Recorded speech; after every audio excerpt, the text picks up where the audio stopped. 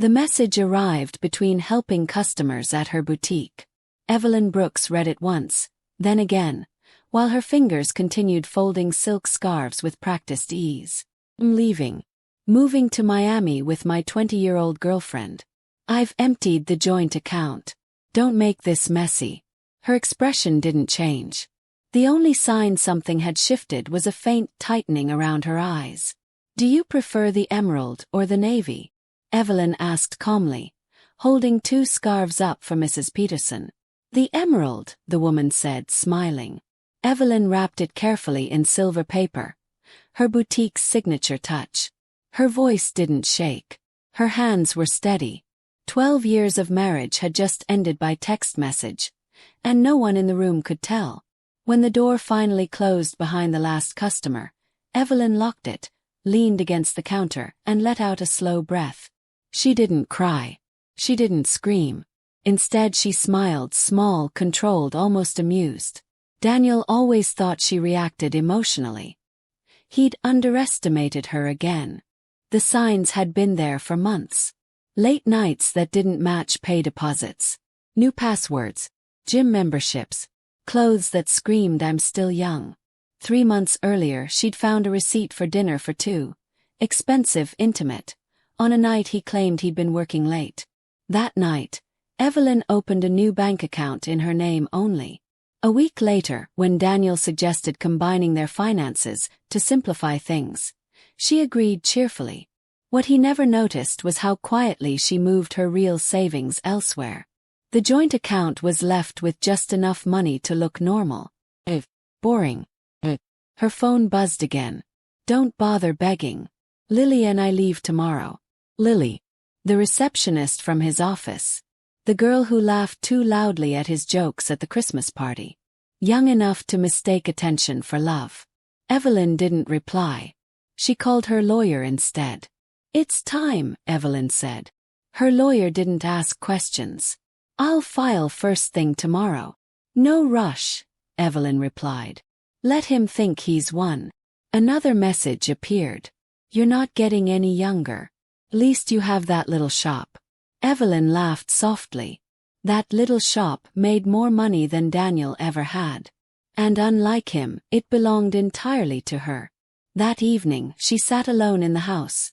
Her house, inherited from her grandmother and kept firmly in her own name. Daniel had begged for years to be added to the deed. She'd always said no. Another instinct. Another quiet win. Before bed, one final text arrived. "I used the joint card to book our flights and hotel. Consider it my parting gift." Evelyn picked up the phone, dialed her credit card company, and smiled. "Hello," she said pleasantly. "I need to report fraud." The credit card representative listened carefully as Evelyn explained. 2 first-class tickets to Miami. Beachfront hotel. Charged within hours of an account being emptied. "Do you have proof these charges weren't authorized?" the woman asked. Evelyn glanced at her phone, where Daniel's smug text still glowed. "Yes," she said calmly. "I have a confession." Within minutes, the charges were cancelled. The card was frozen. Daniel was removed as an authorized user. Evelyn thanked the representative and hung up, pouring herself a glass of wine she'd been saving for a celebration. It wasn't the kind she'd imagined, but it would do. Her phone buzzed again. "Don't worry about the house. I'll let you stay there until you find something smaller." That one made her laugh out loud. Daniel truly believed confidence could rewrite reality. He had no claim to the house. No paperwork. No leverage. Just ego. Another message followed. "We can work out a fair payment for your half of the shop." My half, Evelyn thought. The business she'd built while Daniel complained about her long hours. The one he called a hobby, whenever she succeeded. She didn't respond. She screenshot the message and added it to a folder labeled evidence. Morning came with chaos. "What did you do?" "The airline says our tickets are invalid. The hotel cancelled. Answer me." Evelyn silenced her phone and headed to the boutique. Fridays were busy, and a new shipment of designer handbags had arrived. Life, she reminded herself, didn't pause for betrayal. Around noon, Daniel's mother called. "Evelyn, dear," she said cautiously. "Daniel says you've been controlling, vindictive, that you're trying to sabotage him." Evelyn placed the phone on speaker and adjusted a window display. "Did he mention emptying our joint account?" she asked. Silence. "I have his texts," Evelyn continued. "The ones where he laughs about taking the money. And mocks my age." Another pause. "Well," his mother said softly, "that does sound unkind." "I've always liked you," Evelyn replied evenly. "But my lawyer has advised minimal contact during the proceedings." "Proceedings?" "Yes," Evelyn said. "Goodbye." By late afternoon, the story had shifted. Daniel and Lily were no longer flying to Miami. They were stuck at a budget motel near the airport. His personal credit cards, maxed out. Another detail Evelyn had noticed months earlier. Preparation always looked like overthinking, until it wasn't. Her lawyer called that evening. "Emergency hearing scheduled for Monday," she said. "Given his admission of draining the account and the credit card fraud, we're in a strong position." "Has he been served yet?" Evelyn asked. "Not yet." "Good," Evelyn replied. "Let him enjoy the illusion." That night, Evelyn found their wedding album. Daniel smiled from the pages. Before insecurity had hardened him, before youth became something he chased instead of honored. She closed the book without regret. His final mistake wasn't leaving. It was assuming she wouldn't be ready. By Monday morning, Daniel no longer sounded confident. His texts came fast, angry, and disorganized. "You think you're so smart. Talk to a lawyer. Half that business is mine." Evelyn forwarded every message without replying. Silence was doing more damage than words ever could.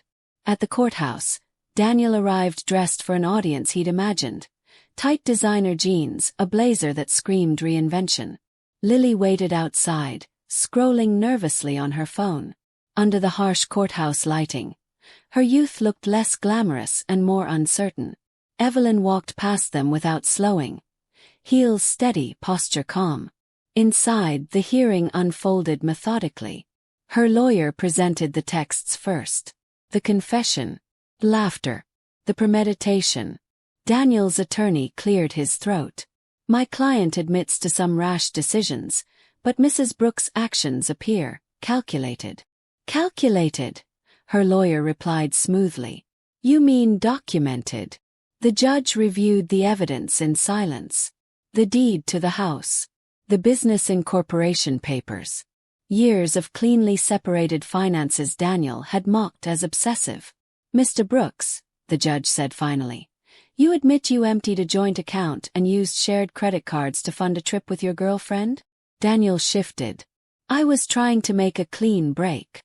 "By committing fraud?" the judge asked coolly. Daniel's lawyer tried again. "The business grew during the marriage." "It existed before the marriage," Evelyn's lawyer replied. "And Mrs. Brooks maintained complete separation of funds throughout. We have receipts for every dollar." Daniel's face changed. Not anger, not arrogance. Panic. The ruling came swiftly. All joint assets were frozen. Daniel was ordered to replace the money he'd taken within 24 hours. "But it's gone," Daniel protested. "We spent it." "Then I suggest you find a way to return it," the judge said. The room went very quiet. As they exited, Evelyn heard Lily whisper urgently, "So, what about Miami?" Daniel didn't answer. Evelyn didn't look back. Over the following weeks, Daniel tried everything. He claimed the boutique had been his idea, that he'd invested emotionally, that he'd supported Evelyn's dreams. Each claim collapsed under documentation. Every attempt only deepened the hole. "He's unraveling," her lawyer said. "And the record shows it." Word spread quickly. Customers came into the boutique not just to shop, but to support. "My ex tried the same thing," one woman said quietly while purchasing a handbag. "Thought I'd fold." Evelyn smiled. "They usually do." That night, Evelyn framed Daniel's original text. Not out of bitterness but clarity. He had meant it as an ending. Instead, it had been the opening move in a game he never understood. Lily left quietly. No announcement.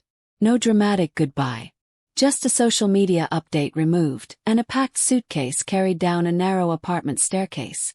Daniel tried calling her 20 times. She answered once.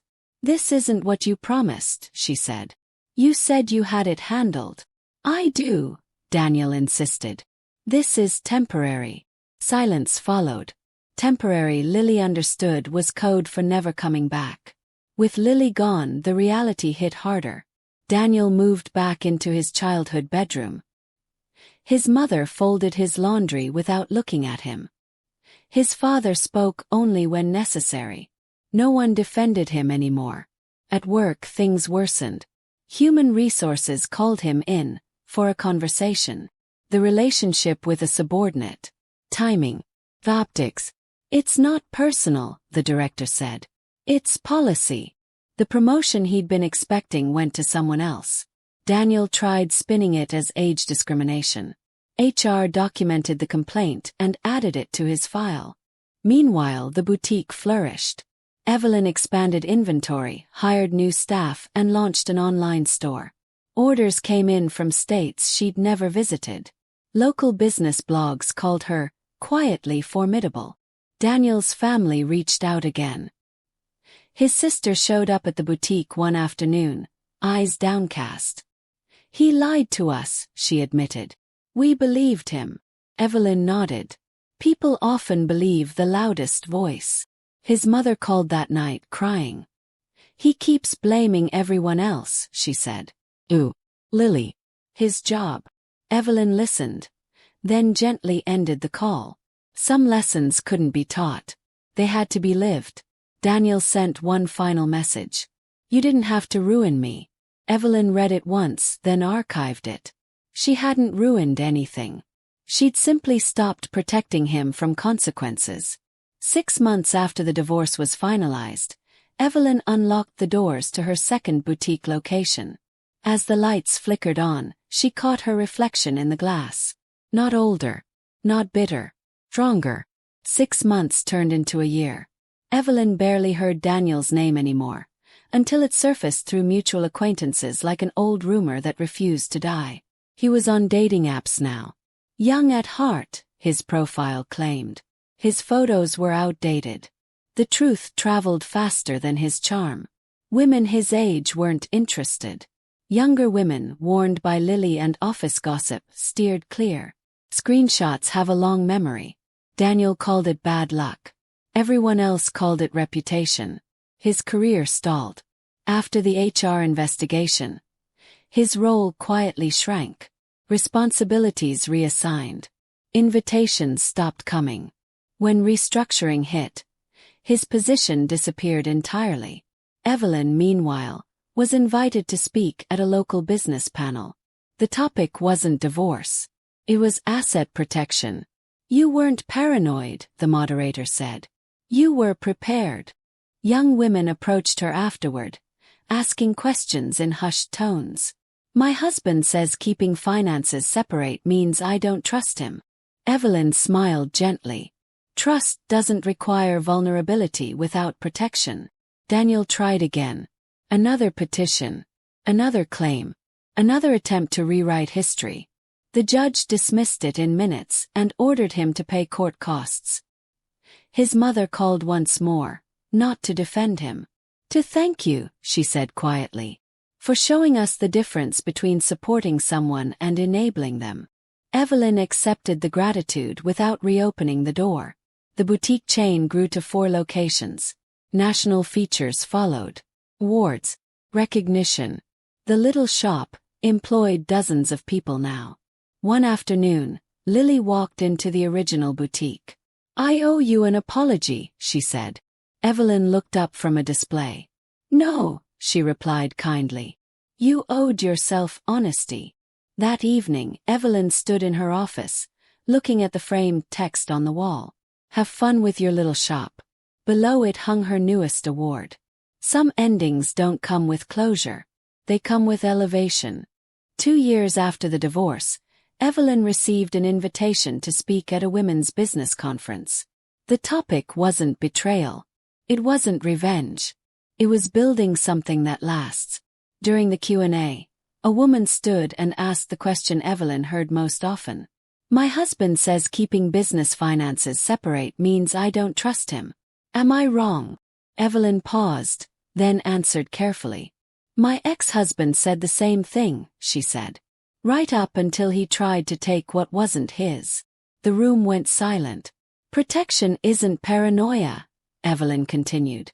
It's respect for your future self. Heads nodded. Pens moved. Something shifted. The boutique chain expanded to 5 locations. 30 employees. National magazine features. A flagship store that dwarfed the original space. The business Daniel once mocked now carried weight he could never touch. Through mutual friends, Evelyn heard Daniel had finally moved out of his parents' house. A small apartment above a garage. A lower-paying job after restructuring eliminated his role. His dating profile still claimed optimism. Reality no longer played along.